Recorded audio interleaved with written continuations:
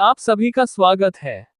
परमेश्वर के लोगों ने उसकी आज्ञा उल्लंघना की। इस तरह परमेश्वर ने फलिश्तियों को 40 सालों तक उन पर राज्य करने दिया। तब उसने उन्हें आजाद कराने के लिए शिमशोन नाम के एक व्यक्ति को चुना।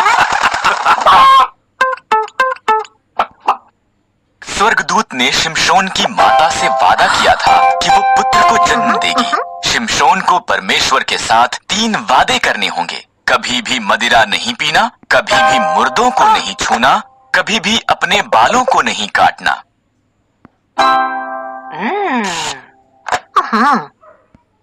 शिमशोन को बहुत शक्तिशाली बनाया। उसने एक सिंह को मार दिया और मधुमक्खियों ने उसकी लाश में शहद बनाया।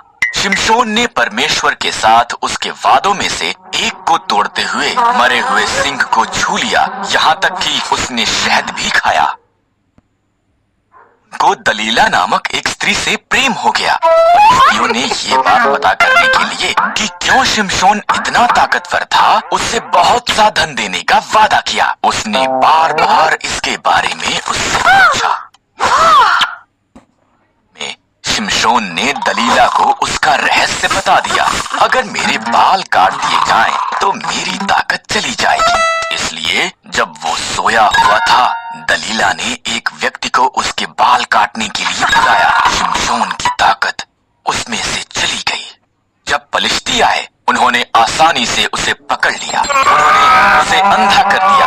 तब उन्होंने उसे जेल में डाल दिया और भारी चक्की पीसने का काम दिया।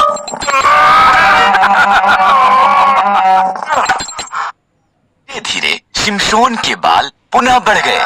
फलिश्ती उसे उनके झूठे देवता दागोन का उसे हराने में धन्यवाद करने के लिए उनके मंदिर में लाए। शिमशोन ने परमेश्वर से कहा कि एक अंतिम बार उसे ताकतवर बना दे। शिमशोन 2 खंभों के बीच खड़ा हुआ और उन्हें धक्का मारा। मंदिर गिर पड़ा। फलिश्तियों के साथ साथ शिमशोन भी उसमें मर गया। शिमशोन ने अपना वादा पूरा नहीं किया, पर परमेश्वर ने अपना वादा पूरा किया। दूसरी कहानी। नया फिरौन डरता था कि इजरायली बेहद शक्तिशाली बन जाएंगे, इसलिए उसने उन्हें गुलाम बनाकर उनसे बेहद बुरा बर्ताव किया। फिरौन ने आदेश दिया कि सभी इजरायली लड़के मार दिए जाएं। एक स्त्री ने अपने लड़के को टोकरी में रखा और उसे नदी के किनारे छोड़ दिया। फिरौन की बेटी नदी के किनारे नहा रही थी। उसे बच्चा मिल गया और उसने उसे रखने का निर्णय लिया। उसकी बहन ने उसके पालन पोषण के लिए उसकी माता की सहायता की पेशकश की। फिरौन की बेटी ने उसका नाम मूसा रखा। मूसा बड़ा हुआ। एक दिन उसने देखा कि एक मिस्री इजरायली को मार रहा है। मूसा ने मिस्री को मार दिया और मिद्यान को भाग गया और 40 साल तक एक चरवाहा होकर रहा।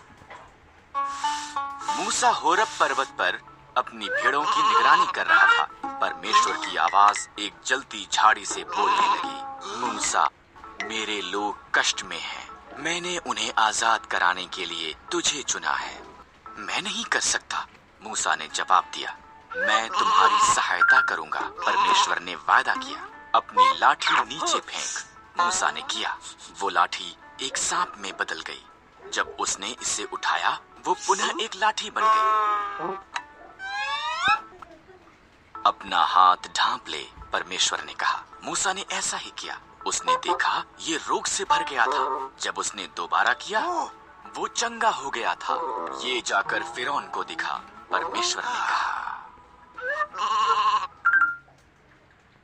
मैं एक अच्छा वक्ता नहीं हूँ। मूसा ने कहा, मैं तुझे शब्द दूंगा। परमेश्वर ने कहा, तुम्हारा भाई हारून सहायता कर सकता। मूसा और हारून ने फिरौन से कहा, इजरायलियों का परमेश्वर कहता है कि तुम उसके लोगों को जाने दो, नहीं तो बुरी बातें तुम्हारे साथ होंगी। पर फिरौन ने उनकी नहीं सुनी। इसलिए परमेश्वर ने मिस्र में पानी को लहू में बदल दिया। कोई भी इसे पी न सका। तब उसने मिस्रियों के घरों को मेंढकों से भर दिया। हर तरफ मेंढक थे। फिर भी फिरौन ने उनकी नहीं सुनी। इसलिए परमेश्वर ने मिस्र के आकाश को कुत्तियों से भर दिया। वो वहां धूल के समान भर गई। फिर उसने मिस्र के देश को डांसों से भर दिया। फिर भी फिरौन ने उनकी नहीं सुनी, इसलिए परमेश्वर ने मिस्र के जानवरों को मार दिया। घोड़े, गधे, ऊंट, भेड़ें और बकरियां सब मर गए। फिर उसने मिस्री लोगों को फोड़े से पीड़ित किया। फिर भी फिरौन ने उनकी नहीं सुनी। परमेश्वर ने मिस्र की फसल का नाश करने के लिए ओलों की वर्षा भेजी। उनकी जौ और सन्न की फसल नष्ट हो गई। तब उसने बचे हुए फल को खाने के लिए टिड्डियां भेजी। फिर भी फिरौन ने उनकी नहीं सुनी।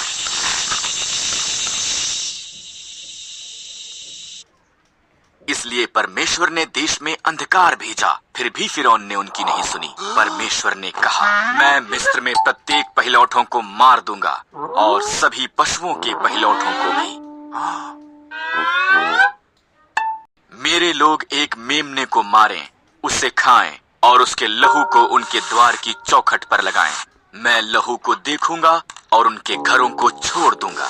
उनके बच्चे नहीं मरेंगे। तुम इसे फसह कहोगे और सदा उसे याद रखोगे।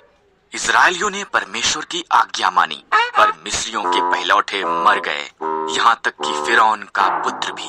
अंत में फिरौन ने सुनी और उसने इजराइलियों को जाने दिया।